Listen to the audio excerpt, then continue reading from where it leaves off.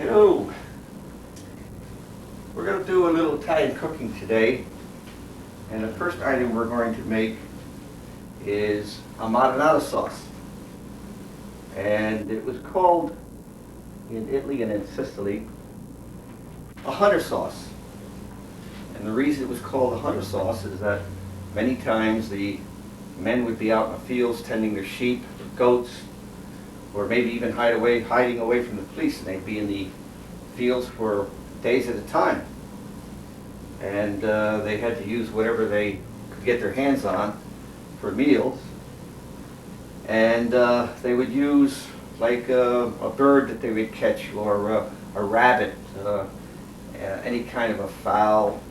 And after cleaning and cutting this fowl up, or this animal, they would take some salt pork, or even use the fat from the animal, saute it in a frying pan such as this, and after it was halfway cooked or 3/4 of the way cooked, they would make a marinara sauce or hunter sauce simply with the oil from the animal, adding some garlic, some oregano, and fresh tomatoes as a rule.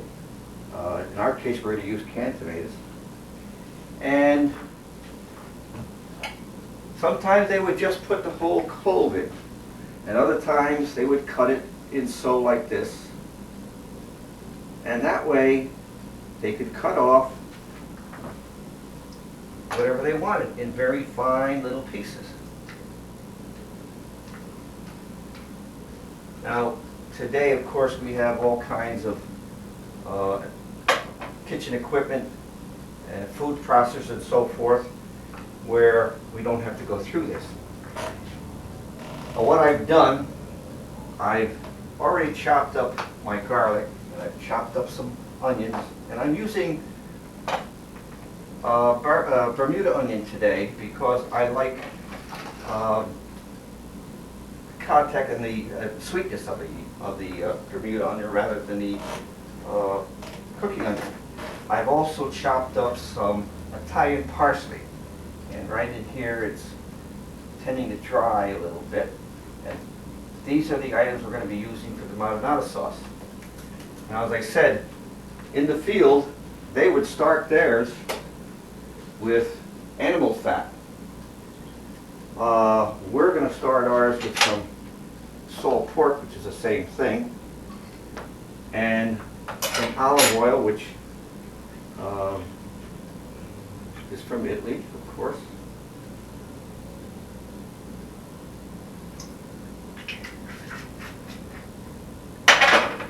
And what we would do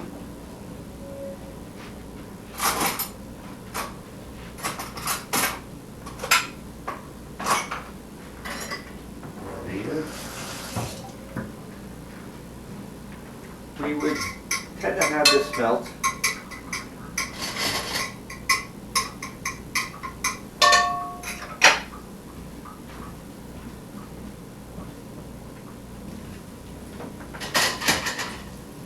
Now, after the salt pork has been rendered, we take some chopped onions,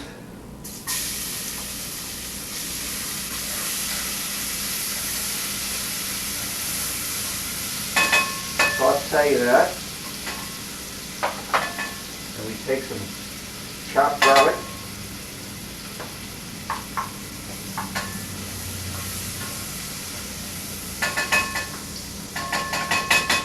and we would take some parsley. This was the Italian parsley, as I said.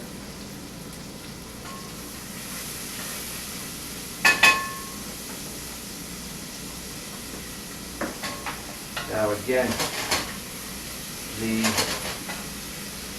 quantities is to your taste. What I like to do is try to get a blend. This is the oregano.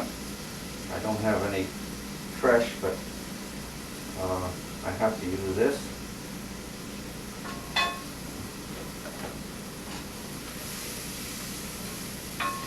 Again, what I try to do is make a blend of everything so that you don't taste any one particular item.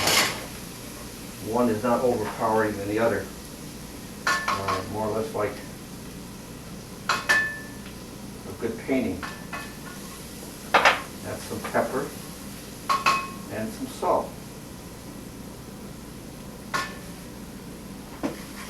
After that,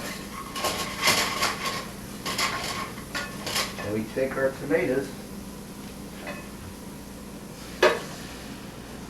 and put them right in. Now we're going to use 2 cans of tomatoes on this.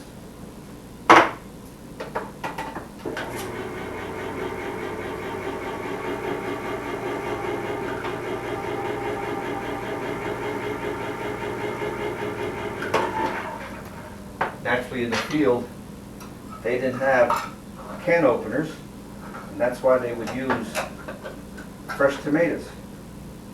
They would use anything fresh that they had.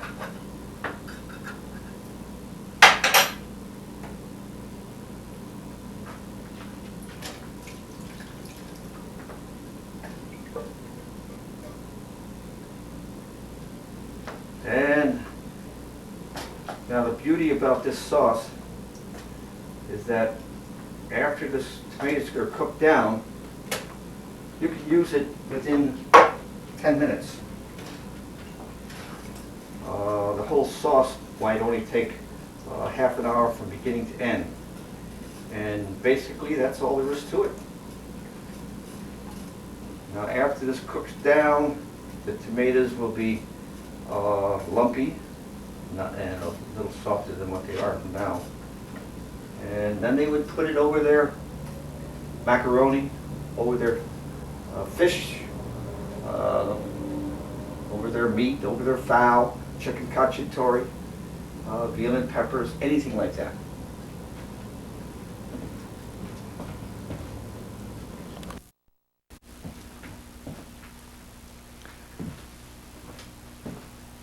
Another nice thing about this sauce is that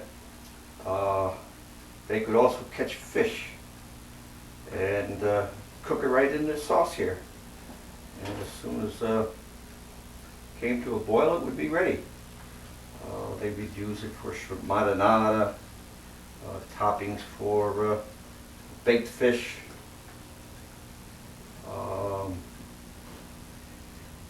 It complements almost any item. Of course, at home, what they did, they made a little finer sauce, and instead of the tomatoes being lumpy like this, they would use a blender or a sieve and put the tomatoes through the sieve to make it a real fine, nice sauce.